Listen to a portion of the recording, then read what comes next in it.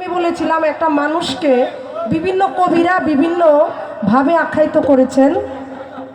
বাউল করিম সাহেব নৌকা বলে আখ্যায়িত করেছেন।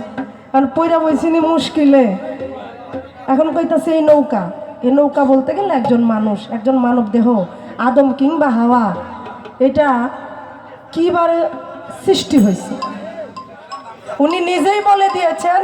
সূরা বাকারার 29 নম্বর আয়াতে আমার আল্লাহ পাক ঘোষণা করেছেন যে আমি এই আদমকে 3 পোয়া মাটি দিয়ে,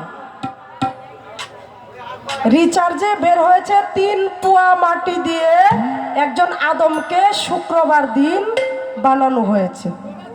এটা ছিল তার প্রশ্নের উত্তর। দেখছেন নি? ধন্যবাদ আমার বাউল ভাইকে যে সত্যটা প্রকাশ করার জন্য। এইবার একটা কিচ্ছা কইলেন, এই কিচ্ছাটা দিয়েই আজকের কথা আমি শেষ করব। তারপরে আমি যতটুকু সম্ভব গান গাওয়ার চেষ্টা করব। কিচ্ছাটা কি কইলেন?